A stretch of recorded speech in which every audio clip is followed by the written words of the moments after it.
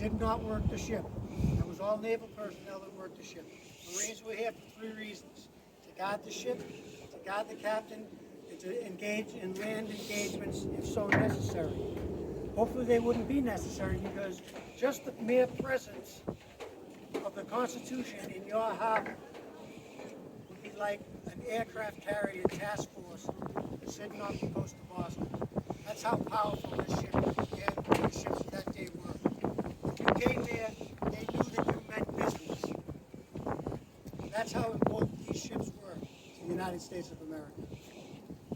The musket we use, the musket the Marines preferred during this time period, is the East Indian 3rd pattern. We like this musket for a couple of reasons. Number one is, if you've been down below decks, you know it's pretty tight. The further you go down below decks, the tighter it gets. This musket is 6 inches shorter than the land pattern that was being used by other forces of the United States Armed Forces. Also, this musket carries a 75 caliber ball. The land pattern only carried a 69 caliber ball. So with this musket, we're getting more bang for our buck. We have more stopping power. The third reason we liked it was, being a seafaring unit, we're mostly going out to sea to do our stuff. This has a lot of brass. Brass does not corrode. Brass does not rust. So this is a good element to have if you're going out to sea. We're going to display today 2 types of commands. The first group of commands is called load by word. What that is I'm going to give verbal commands to myself and Private Caffarella on every step to do it sequentially until this musket is loaded and ready to fire, and actually fires. It's 10 steps. 10 steps to get this thing into where it's supposed to be to do your business. We mostly use this for recruits to teach them how, before it becomes muscle memory, so they knew exactly how to do it. The second one is called at quickest time. Quickest time, just like it sounds like, you load that musket as quickly as you can and get back into that firing position. A good musketeer could do 3 rounds per minute. That's a round every 20 seconds. A really good musketeer could do 4. If you did not do 3 during the War of 1812, you were subject to being removed from the line and flogged. They would beat you because you're not killing people fast enough. Okay. Breathe. Hands up. Shoulder, arms.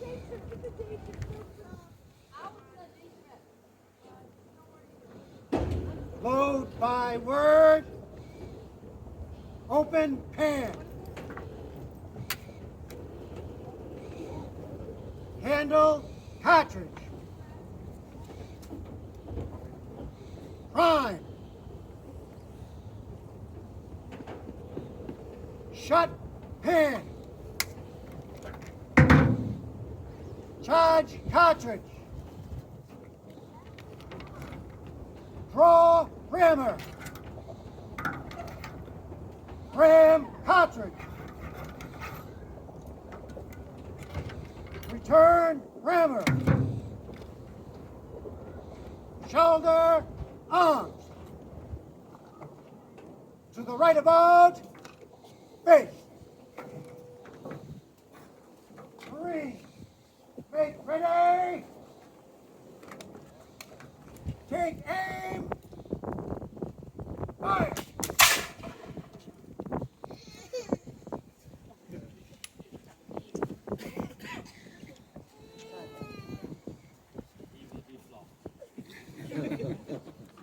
As you can see, muskets are very reliable, but they're not unreliable either.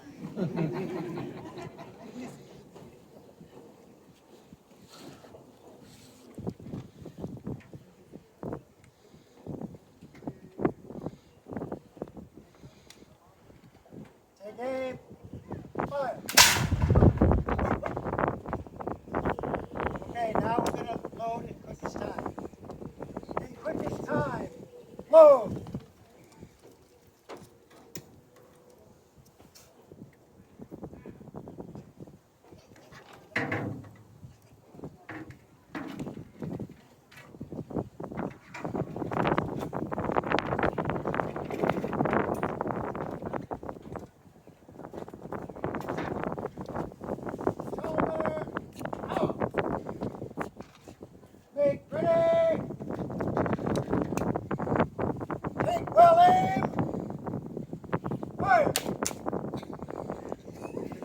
Stand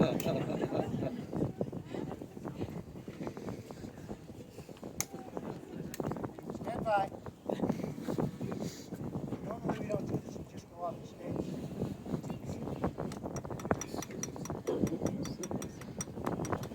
It's called napping the flint.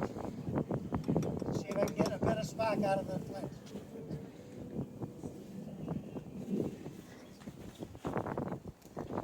Take aim. Fire.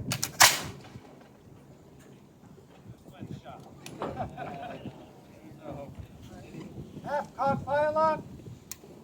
Shut pan. Shoulder arms. To the right above. Face. Stand at ease. That's our demonstration, folks. Any questions? As you can see, the musket, as much damage that it does, is not always the perfect musket. It's not always going to go out. If you'll notice, if you ever look at pictures from this time period, or even the Revolutionary War, or the Civil War, there's no pictures of them having battles in the rainstorms or snowstorms, because the muskets wouldn't work. They'd have to schedule their time to do a battle depending on the weather. So, any other questions? Thank you. Thank you.